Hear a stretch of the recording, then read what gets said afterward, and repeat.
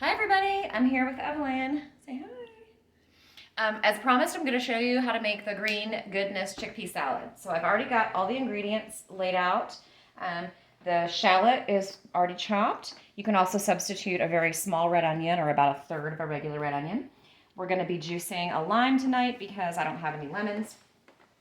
I've got a double can of chickpeas and I'm just going to use half of it, and the other half I'm going to dry on a tray and cover them in olive oil and Himalayan salt and roast them at 450 for 10 minutes because somebody likes that snack a lot, don't you?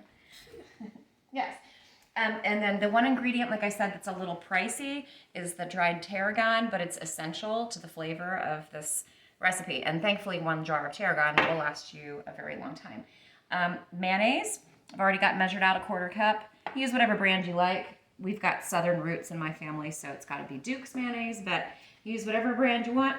And then any type of baby greens or grains are fine. Here we've got some oryx spinach that I got from George at the farmer's market at Artavino's. Also just a handful of fresh parsley. It could be Italian or curly parsley, it doesn't matter. And then finally, the capers. You can also use green or black olives, preferably green olives if you don't have capers, but these are also cheap. And they're also used in a lot of Spanish recipes. They're nice to have on hand.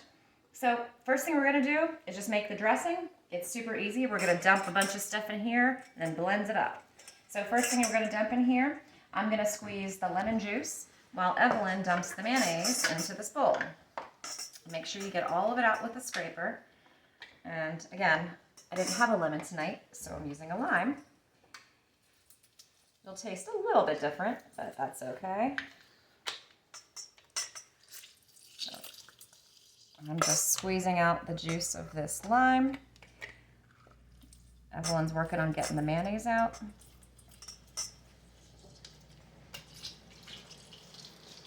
Okay. Lime is all squeezed.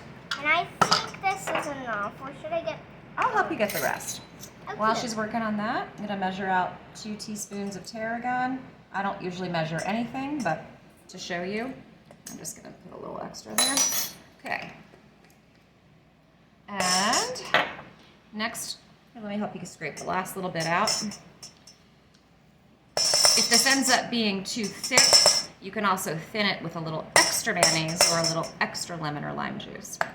Okay, and now I'm just going to take a handful of parsley. You can't possibly put too much parsley in. Parsley is a good herb for detoxing your body. It helps your kidneys filter out yucky stuff that you don't need. And I'm just going to break up big handfuls of baby greens. I mean, approximately 2 ounces, which is basically several big handfuls. So, and again, this is actually oryx spinach. I usually tell you all to lightly cook your spinach because it's so high in oxalates, but this kind of spinach is actually not. This does not have to be cooked first in order to neutralize the oxalates. So we got that. Let's see, do we miss anything? Can you throw in like a handful of salt? do I need to put all of that? No, that's plenty. Handful, some fresh ground pepper, some Himalayan salt. Yeah, that's good. And then we'll taste it in a little bit to see if it's enough. Now, to mix this up, I'm using an immersion blender where it's gonna get really noisy in a second, and I'm just gonna shove it in here until it blends it up. Another option would be to put it in a Vitamix or another really strong blender. I've done that before too. I'm just trying a new technique tonight. I love the immersion blender. It's great for making soups and purees, and it just makes, if you don't want to have to clean up a blender, all you have to do is throw this bowl in the dishwasher, so sometimes I go for this option. Okay, so I'm gonna turn this on, and we're gonna start blending. Yep, it's loud.